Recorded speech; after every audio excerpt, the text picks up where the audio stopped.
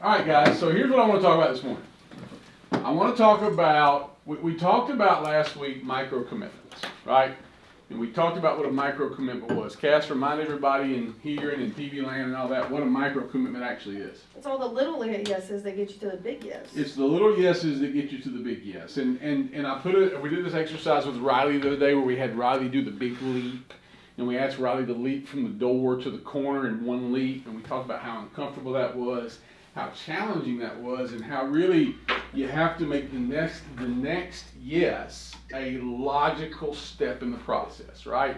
You don't want to create the big hurdle at the end for the client to jump over.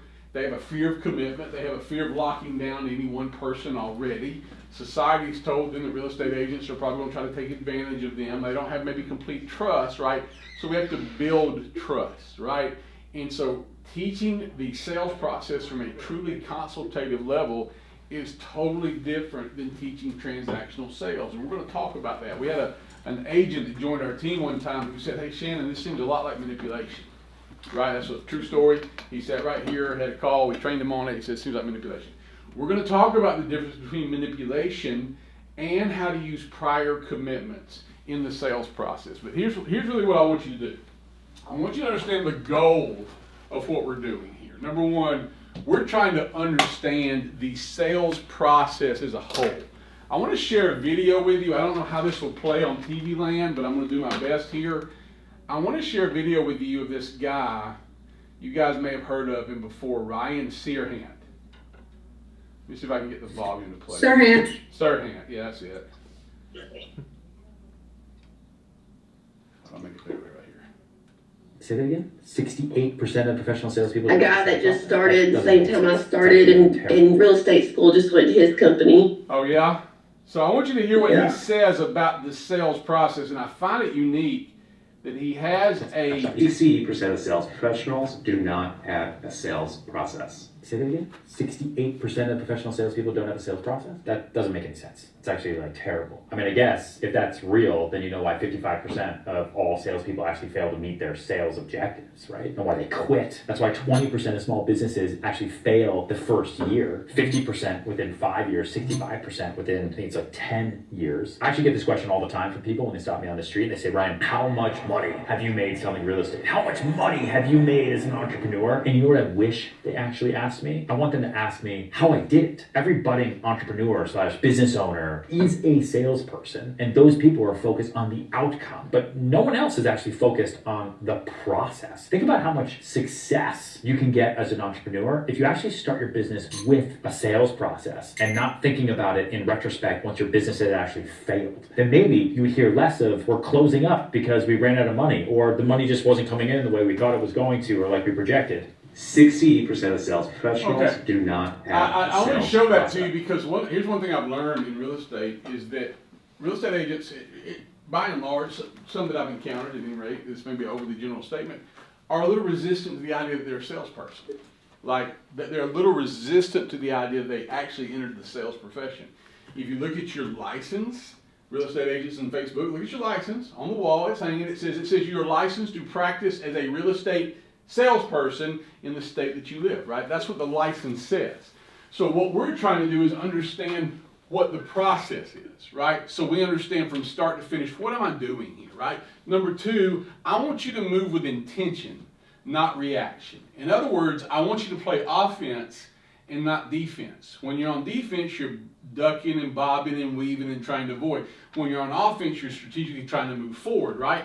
And I want you to understand how to convert without applying pressure. I think it's very important in the real estate sales market that we convert business without pressuring business. It is the client's needs over our needs, and that's where we get into ethics versus manipulation, and we'll talk about that in a minute. So here's how the overall progress has gone. Number one, we started with a conversation around micro commitments.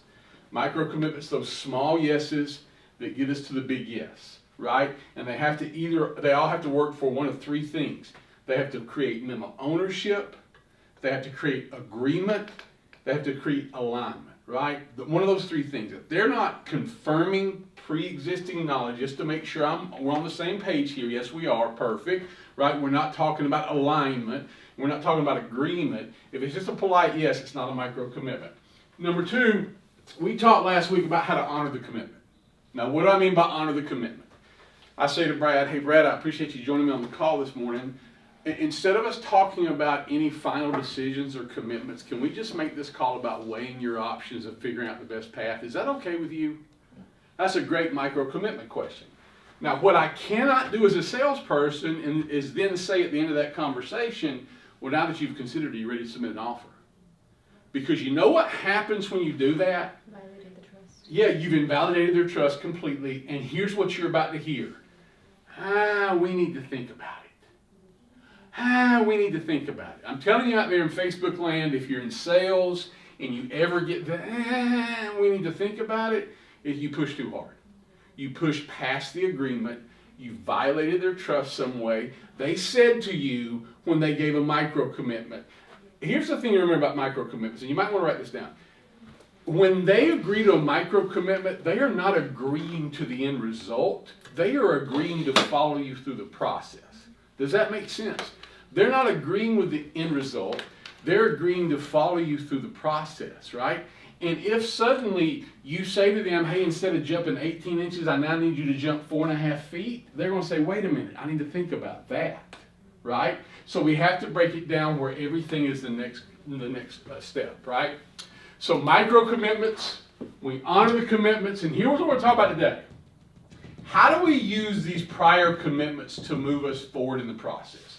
How do we use the prior commitments to move us forward in the process? So let's talk about the difference between manipulation and ethical use of what the client has already shared with us. Here's the difference. Manipulation means I'm going to use your past words to force a decision today. Hey, you remember you told me 2 weeks ago you were going to do this and you haven't done it yet, I expect it today, right? Or you told me that you love me and you care about me, so you were going to make sure that I had everything I wanted. Well, I want a brand new polo shirt, even though we can't afford it, and I expect it today. That's manipulation because I'm using your past words to force a future decision. Ethical use of a prior commitment is, hey, Brad, do you remember when you shared with me that it was important to you and your family that you had that fenced backyard with room for the dogs to run? Does this yard meet that requirement for you guys? Does this check off the box for you guys? Yes, it absolutely does. Now I'm reminding them of what they've already shared with me, because what happens when people get in that decision moment? They freeze up, right? They need that reminder. Manipulation ignores new information. Don't give me the new information because that will invalidate your old words, right? That's manipulation. Ethical use of the prior commitment says, hey, I'm respecting the new concern, and that is definitely a new wrinkle that we should consider, but let's also keep in mind the goals that you shared with me, right? I'm helping you reach that goal unless the goal's changed. Manipulation is outcome over understanding. Hey, I really need this deal to close. My mortgage is due. I'm behind on my car payment. They've got to take this house. That is outcome over understanding. You follow what I'm saying? And that's a real slippery slope that you can fall in.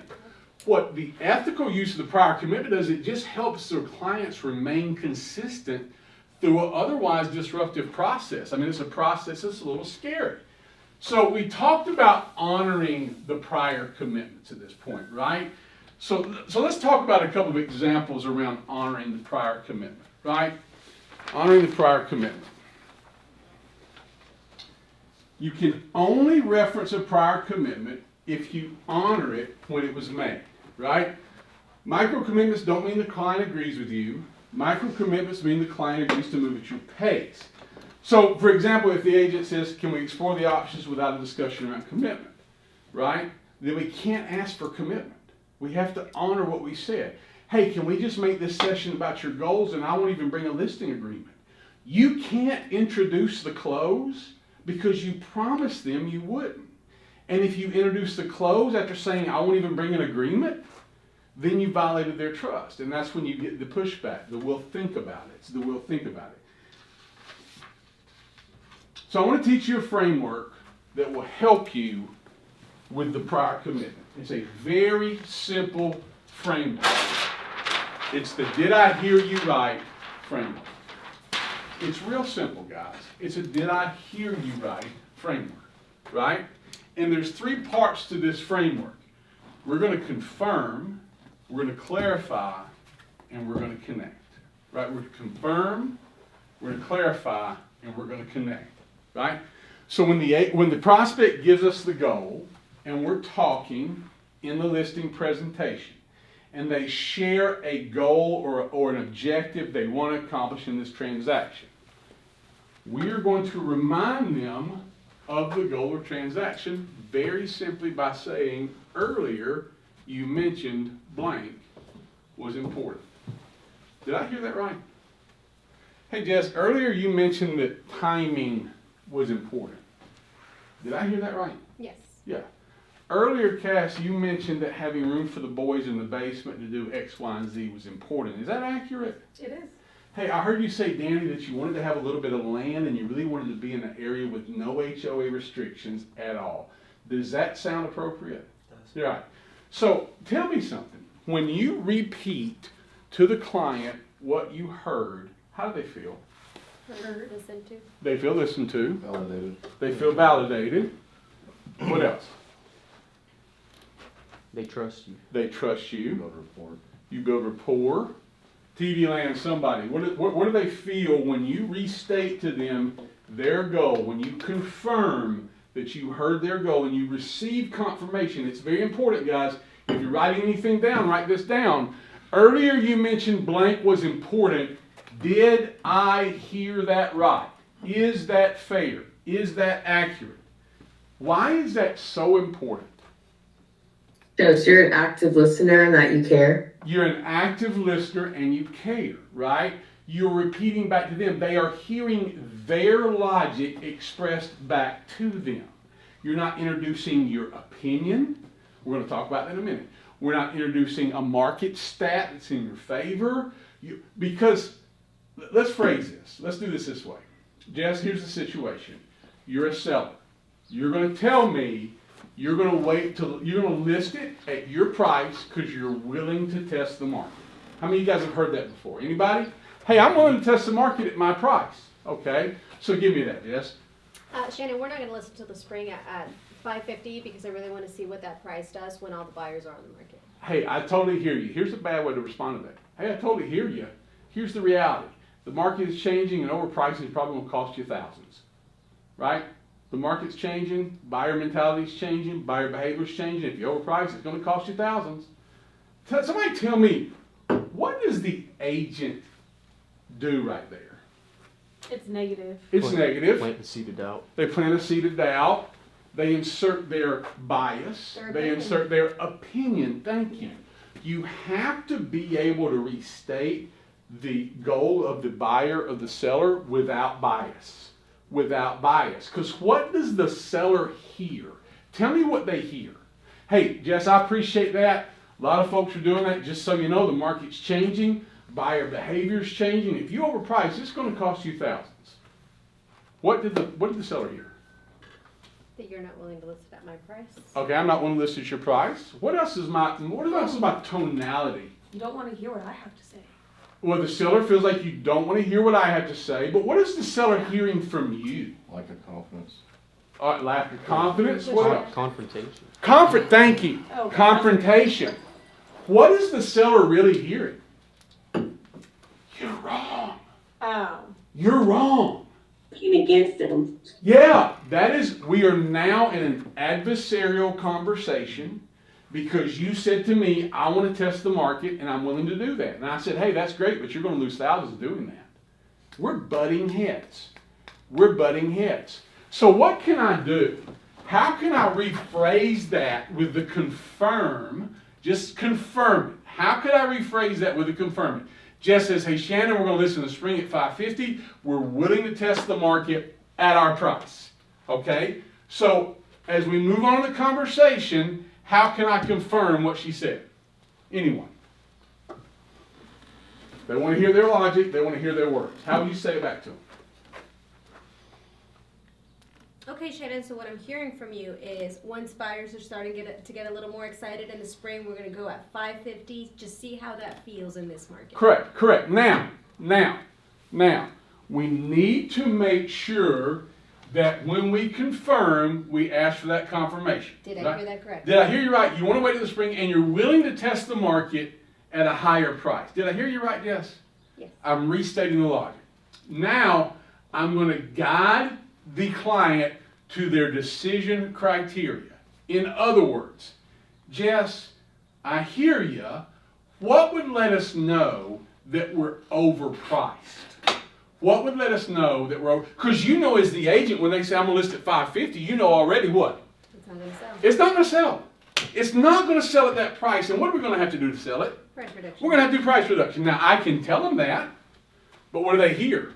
You're wrong, you're wrong, you're wrong. It's adversarial, right? It's adversarial. So how do I rephrase that? Hey, Jess, so just to make sure we're on the same page here, what would let us know that we're overpriced on the market? I guess nobody's looking at it. Okay, so if we're not getting showings, we're not getting offers, is it fair to say that we may be priced out of alignment with the market? Probably. Probably. Now, did I tell her she was overpriced? No. No. What I got was confirmation that we're going to test the market with a higher price. I confirmed that. Did I hear you right? Yes, you did. Now I'm going to clarify. So just to make sure we're on the same page, you're okay testing the market at a higher price, and then you want to throw out the decision framework, so long that it doesn't damage the sale, right? You're interested in testing the market as long as it doesn't put us in a position we can't come back from. How do we know that we're overpriced, Jess? No one's looking at the house. Okay, perfect. So then I'm going to connect that clarification to the next steps. Would it be fair that after we're on the market for, say, 2 weeks, we revisit and have a pricing discussion at that point? Yeah. Okay, perfect. So now what I've said to her is this. The home's overpriced. If it sits on the market, it's not going to sell. We're going to have to reduce the price, but I don't want to give her that. I want to make her say that. Here's what I want you guys to take away from this. People will believe their own words much more than they will believe yours, right?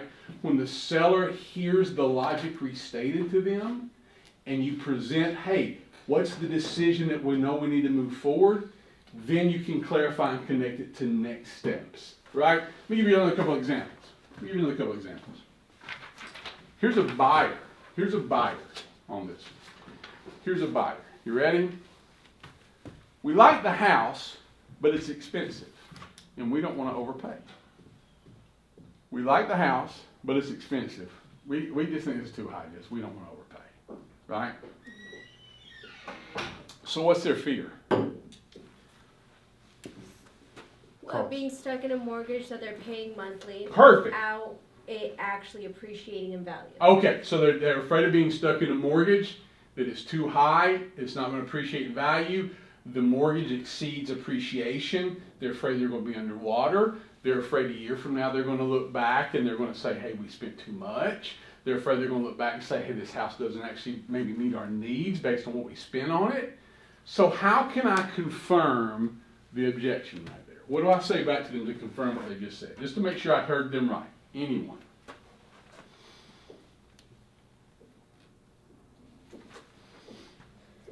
So what I'm hearing you say is it checks off all the boxes that we had talked about. This is really the house that you guys like, but you want to make sure that the value that you're paying for it is the value you're going to get out of it, or the value is where you need it to be at in order to move forward. And what's the big next step when you confirm their objection? Is that correct? Did I hear that correct? Did I hear that correct? Yeah. So what Jess is pointing out is the decision is not really about the home, is it? The decision is about, am I getting what I want for the money I'm spending? So how can I clarify the decision framework? In other words, and write this down too. When you're clarifying the decision framework, a lot of times you're going to start with the example of what would. Hey, Jess, we love the house. We're afraid we're going to overpay for it. Hey, I hear you. So what I'm hearing you say is you love the home. It checks all the boxes. You're just afraid a year from now you're going to look back and you're going to think, hey, we overpaid. Is that accurate? Correct. So, Jess, what would have to happen a year from now to let you know that you didn't overpay for the home? I'd like to get some equity in a year. I'd like to see it Okay. in terms of equity. Perfect. So, would it be helpful, because now I clarified, right? Her goal is I don't want to overpay. Her fear is I'm not going to have equity in a year. I've just clarified that. That is her decision framework. What she's just told me is I'll buy the house if you can show me how in a year I'll have some equity. Is that what I heard you say, Jess? Yes. The house checks the boxes. You're afraid of overpaying. How would you know in a year? How would you know in 6 months? How would you know? Hey, I'm just not sure the basement's for us. Hey, I totally hear you. What I'm hearing you say, Cass, is everything else in the home checks the boxes except the basement. Is I'm hearing you correctly? Yeah. Hey, if we were to move forward 8, 10 months from now and look back today, what would have to happen in 8 months for the basement to be right? Like for the basement to be a good fit for you guys? What would we need to do here? Probably finished. Okay, perfect. Would it be helpful? I'm going to connect what she just said to the next steps. You ready? Would it be helpful if we examine how to structure an offer with them giving some concessions that would allow you to finish the basement? Like now I've naturally progressed her through the next steps. I haven't told her that's a bad idea. I haven't interjected my opinion. I haven't told her I doubt the seller's going to give that in concession. What I want to do is get her to offer stage, correct? I want to move her past looking. I want to build mental ownership, and now I want to move to offer stage. How do I get her to the offer stage? Hey, so what I'm hearing you say is you love the house, you just don't love the basement. Is that right, Cass? Yeah. What would have to happen for the basement to be a good fit for you guys, for you and Alex and Charlie? Finished. It would need to be finished. So would it be helpful if we looked at structuring an offer where the seller gives you concessions to allow you to at least start the finishing on the basement? Would that be helpful? That'd be a yes. Yeah. So then we sit down and we examine that. Let's go back to Jess's example. Hey Jess, we want to list the home at $475, and you say, What I'm hearing you say is that you're gonna. no. I want you to give me the objection. We're gonna, Oh, okay. yeah, we're gonna test the market. So we're ready to list the house at $475, Jess. All right, we're just gonna wait till the spring and list it at 475 and test the market. You list at $550 in the spring and test the market. Oh, I'm sorry, 550. Yeah. So what I'm hearing you say is that really speed of the process is not the most important thing. It's really the net you receive, and you're willing to test the market just enough that it doesn't damage the sale process, right? Yeah. How would we know, or what would give us clarification that we were a little bit overpriced even at $550, yes? I guess nobody's really looking at it, and we're not getting offers. Yeah, because I can tell her at $550 nobody's going to look at it and you're not going to get offers. Who's she going to believe, when she says it or when I say it? Whatever. She says it. When her logic is expressed, she's going to buy into her own logic, right? Or she's wackadoo, right? And I don't think she is. So connect her decision criteria. What she's just told you is, I'll know I'm overpriced if I'm not getting offers or showings. Hey Jess, now we're going to connect the decision criteria to the next steps. Hey Jess, would it be helpful if we pre-built some days around price reductions based on activity when we list the house and go live? Would that be helpful? Yeah. Now let me ask a question, you guys out there in Facebook land. How comfortable are you having to call your seller and have a price reduction discussion on your time frame? In our office, it's not the highlight of the day for most agents.